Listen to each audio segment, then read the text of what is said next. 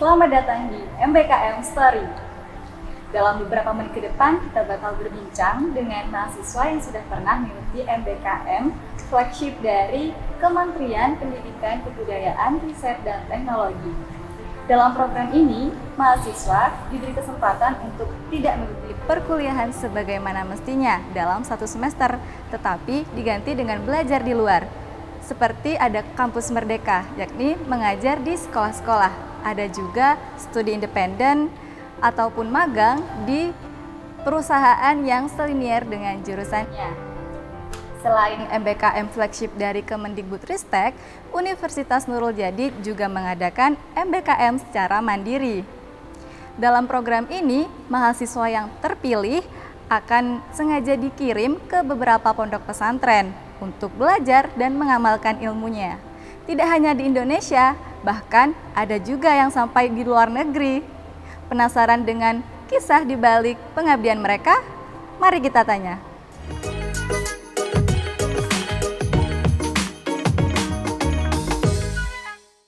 Sebelum itu ada baiknya kita kenalan terlebih dahulu nih. Dimulai dari Kak yang sebelah sini. Ya, baik, perkenalkan nama saya Rahmat Sulhani dari program studi pendidikan bahasa Inggris semester 6.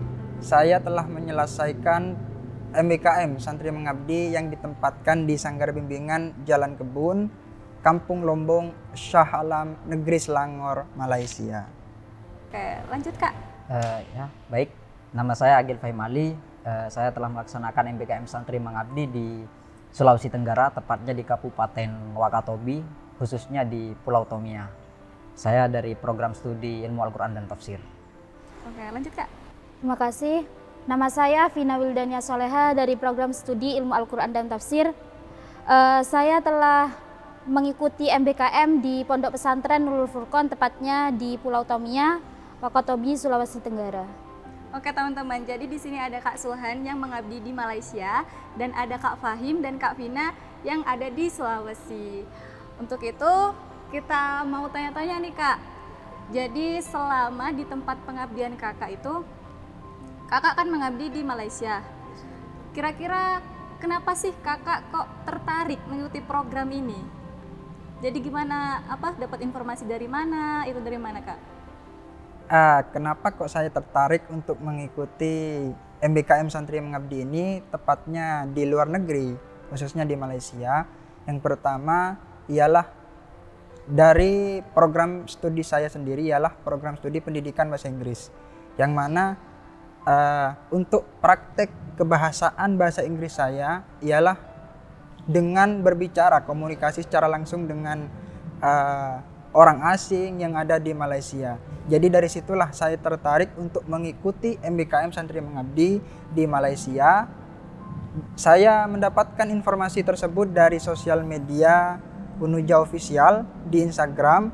Jadi ya saya mendaftarkan diri melalui Google Form di sana dan alhamdulillah saya keterima untuk mengikuti MBKM Santri Mengabdi di Malaysia. Jadi begitu. Oh, jadi kakaknya ini dapat informasi dari Instagram, kemudian kakak nyoba-nyoba daftar gitu, kemudian akhirnya lolos seleksi, alhamdulillah. Jadi kakaknya ini tertarik karena Kak Sulhan ini mengambil jurusan pendidikan bahasa Inggris, jadi untuk mengamalkan ilmunya di tempat yang di luar negeri, yakni Malaysia. Oke, selanjutnya dengan Kak Fahim. Oh ya, terima kasih. Saya tertarik pada program ini karena mau mencari pengalaman baru dan juga ingin mengetahui bagaimana kultur-kultur dan budaya di luar Pulau Jawa, seperti itu. Dan juga ya betul kata Kak Sulhan tadi, ya mengamalkan ilmunya juga, yang kebetulan di sana membutuhkan santri yang punya program studi Ilmu Al-Quran dan Tafsir. Seperti itu. Jadi dapat informasi program ini tuh dapat dari mana Kak? Dapat dari Instagram Unija. Sama dengan Kak Sulhan ya, berarti? Ya. Ya, jadi kakaknya sama dapat informasinya dari Instagramnya Unuja, kemudian mendaftarnya lewat ke kantor LP3M. Langsung datang ke kantor. Oke, kita lanjut ke Kak Vina. Kalau saya berawal dari termotivasi dari Kak Fahim, Dari itu saya mencari searching di Google apa sih dan di mana Wakatobi itu. Kan Wakatobi itu asing gitu bagi saya. Kemudian dari situ saya mendaftarkan diri. Kemudian menarik bagi saya itu soalnya saya di sana ditugaskan untuk mendampingi santri-santri yang ada di Nurul Furqon, tepatnya di Pulau Tomia. Iya, keren. Kakak kan cewek tuh. Iya. Kenapa kok bisa sampai memberanikan diri pergi ke luar pulau gitu? Apa yang memotivasi kakak? Izin dari orang tua sih yang lebih Jadi utama. orang tua mendukung? Iya, mendukung. Nah, alhamdulillah, keren. Oh iya Kak Sulhan, kalau boleh tahu nih kakak di Malaysia berapa lama? Saya di Malaysia kurang lebih 5 bulan. Wah, lumayan lama nih. Ya, Kira-kira selama 5 bulan itu Kak Sulhan di sana ngapain aja ya? untuk activity atau kegiatan-kegiatan yang saya laksanakan di Malaysia kurang lebih 5 bulan itu, yang pertama ialah mengajar dan alhamdulillah mendapat kepercayaan untuk memimpin jalannya beberapa kegiatan-kegiatan yang dilaksanakan oleh pengurus ranting istimewa NU Jalan Kebun. Jadi Kak Sulhan ini kan jurusannya pendidikan bahasa Inggris. Apakah ketika mengajar di Sanggar itu hanya mengajar mata pelajaran bahasa Inggris saja? Untuk pengajaran yang sudah saya laksanakan di sana, tidak hanya mengajar dalam bidang pendidikan bahasa Inggris, melainkan juga menyesuaikan kebutuhan guru yang ada di sana, yang mana guru di Sanggar Bimbingan Jalan Kebun itu sangatlah minim. Jadi secara tidak langsung saya juga ikut andil untuk memenuhi beberapa kebutuhan yang ada di sana. Begitu. Wah, keren. Jadi Kak Sulhan ini jurusannya pendidikan bahasa Inggris. Tetapi ketika mengajar di Sanggar, Kak Sulhan juga mengajar semua mata pelajaran yang ada. Selain itu, Kak Sulhan juga ikut andil dalam kegiatan masyarakat setempat. Oke, kita lanjut ke Kak Fahim. Kira-kira apa aja sih yang kakak lakuin selama di Sulawesi? Oh ya, saya di Sulawesi selama 4 bulan di sana dan juga banyak program-program kerja yang saya lakukan, yang mana pertama ya mengajar SD, tepatnya di SDN 1 Usuku di Tongano Barat, dan juga saya ikut andil menghidupkan masjid seperti menjadi imam dan juga menjadi khotib di saat sholat Jumat, dan juga ada perkumpulan ibu-ibu namanya itu Majelis Taklim itu. Jadi saya di sana diminta untuk berceramah, untuk mengisi majelis taklim ibu-ibu tersebut. Wah, berarti Kak Fahim sudah jadi dai nih. Ya, Alhamdulillah. Kalau Kak Vina gimana? Di Sulawesi juga kan selama berapa lama dan apa aja nih yang udah dilakuin kakak di sana? Kalau saya di Sulawesi itu 6 bulan dan fokusnya itu di pesantren. Jadi kita menjalankan program yang ada di pesantren seperti menghidupkan kembali program tahfidz, program lembaga bahasa asing gitu. Dan kita juga mengikuti kegiatan di luar seperti menjadi khotib yang cowok gitu. Yang cewek juga mengikuti BKMT, kegiatan ibu-ibu gitu. BKMT itu apa Kak kalau boleh tahu? Badan Komunikasi Majelis Taklim.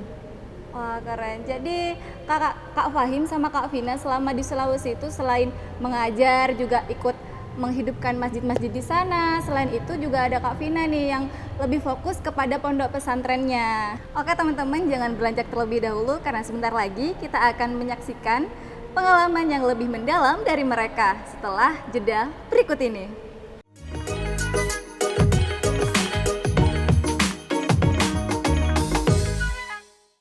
Baik teman-teman, kembali lagi bersama kita di MBKM Story.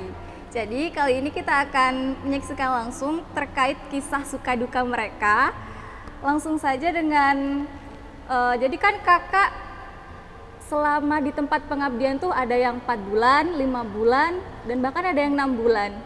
Kira-kira apa sih Kak pengalaman terbaik kakak atau mungkin yang paling mengesankan? Dimulai dari Kak Fahim. Pengalaman yang terbaik itu pas saya pertama kali nyampe di Pulau Tomia itu, saya langsung disuguhkan sebuah makanan khas Wakatobi, yang mana itu makanan itu konon katanya makanan pokok dari kerajaan Buton, namanya kaswami. Kayak apa tuh rasanya Kak? Rasanya itu hambar, itu terbuat dari Terbuat singkong. jadi Dari rasa-rasa singkong gitu. Iya. Wah, keren nih. Kak Fahim udah pernah ngerasain makanan khas dari kerajaan Sulawesi pada masanya. Penasaran juga nih sama Kak Vina, kira-kira apa Kak? Kalau saya keindahan Pulau Tomia. Kan pertama kali kita turun dari perahu yang kita tumpangi itu, yang membawa kita ke Tomia, langsung disuguhkan dengan pemandangan yang ada di sekitar bibir pantai Pulau Tomia itu. Kemudian kami dibawa langsung ke rumah makan. Di sana ada rumah makan.